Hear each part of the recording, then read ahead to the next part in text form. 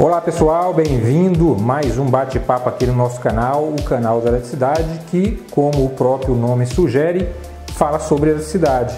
Mas hoje a gente vai falar sobre eletrônica, a gente vai falar sobre o princípio de funcionamento dessas placas de telecomando, onde você pode controlar coisas de qualquer lugar do mundo, acionar cargas na sua residência, como acender e desligar lâmpadas, ligar ar-condicionados, controlar o alarme, abrir portões, controlar a temperatura do ar-condicionado, enfim.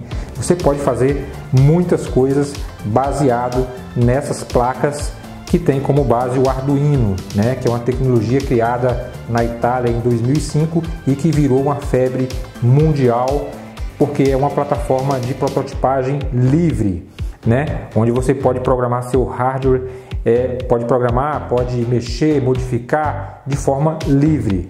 E essa placa aqui da Vale Soluções, ela utiliza um microcontrolador Atmel, que é o concorrente do PIC, fabricado aí pela Microchip, e é extremamente barato. E a gente vai falar sobre cada um desses componentes aqui, o módulo Wi-Fi, o módulo de potência, a fonte, os relés de potência, enfim, a gente vai falar como esses componentes juntos podem controlar uma edificação de qualquer lugar do mundo através da sua rede Wi-Fi.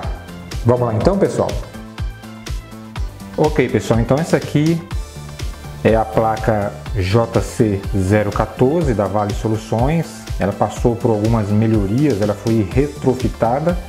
Então ela voltou aqui com maior alcance, 100 metros sem barreira, é multiplataforma, multi-usuários e teve aí o seu tamanho também reduzido. A alimentação dela pode ser feita através de uma fonte de corrente contínua de 12 volts com saída de 1 ampere e ela tem 8 saídas a relé. Cada um desses relés aqui ele tem capacidade para chavear até 15 amperes e indicação aí do estado de relés através de LEDs. O alcance máximo entre usuários e placa é de 100 metros. Ok, pessoal, então a gente começa a falar sobre cada um dos componentes aqui da placa de telecomando, começando aqui pelos componentes da fonte. Nós temos aqui um regulador de tensão AMS 1117.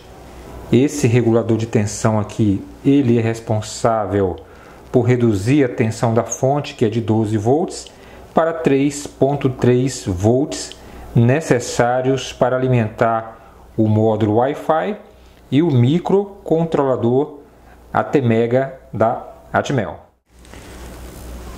Ainda falando de fonte, esses capacitores de desacoplamento são de 220 microfarads por 25 volts e o objetivo dos capacitores é justamente filtrar ruídos e melhorar a qualidade de energia da fonte para que chegue no regulador uma tensão mais estabilizada. Esse cara aqui é o principal componente da placa. Deixa eu desligar aqui essa fonte para evitar aqui um curto-circuito nos pinos do microcontrolador.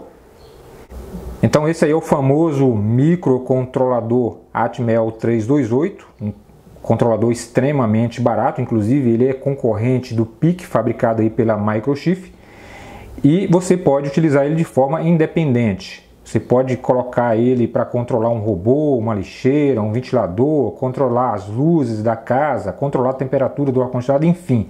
Você pode utilizar como você quiser, da forma como você quiser, né? A imaginação aí é o limite. E ele é o cérebro dessa placa. A gente poderia falar mais sobre ele, isso aqui é tema para muitas horas, para mais de 200 horas de assunto. Então o objetivo não é realmente se aprofundar nisso, mas falar um pouco sobre cada componente que constitui essa placa de automação aqui da Vale Soluções. Isso aqui, ó, esse carinha que fica aqui do lado do controlador, é um cristal oscilador de 8 MHz e ele tem a função de garantir estabilidade da frequência do microcontrolador, evitando aí erros, travamentos e mau funcionamento, tá? Então a função desse cristal oscilador é só isso, basicamente estabilizar aí a frequência. Aqui no fundo, né, da placa, você tem aqui, ó, esse cara aqui, ele é um drive de potência. Esse drive aqui é o ULN2803 e esse drive ele é responsável por elevar a corrente de saída do microcontrolador, que é extremamente baixa, para 500 miliamperes, necessários aí para o acionamento desses relés de potência aqui que a gente vai falar agora.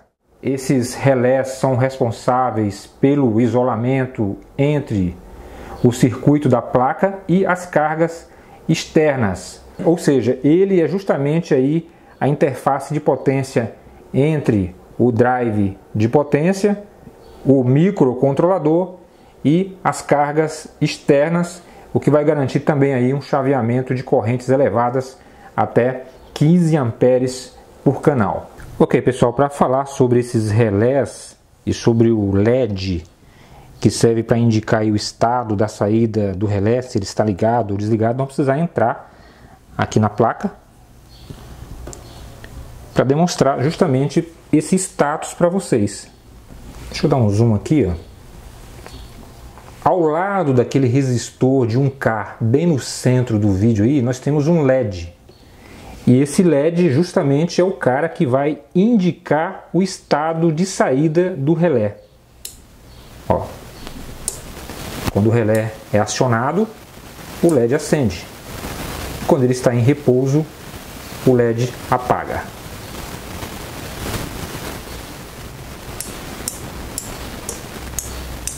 Você pode programar esse acionamento aqui tanto para retenção como pulsos. Normalmente esses pulsos são utilizados para acionar fechaduras elétricas que não pode ter o seu contato retido por muito tempo ali, sob pena de aquecer ali a solenoide e vier queimar aí o dispositivo. E aquele LED ali, ó, normalmente esses LEDs trabalham com correntes de 20 miliamperes. Então ali do lado dele você tem um resistor de 1K que serve justamente para limitar essa corrente que passa ali pelo LED, evitando assim que ele se queime, né? Esse cara aqui, ele é o borne de conexão. Você tem 8 desses caras aqui nessa placa e eles servem justamente para ligar aí as cargas externas à placa.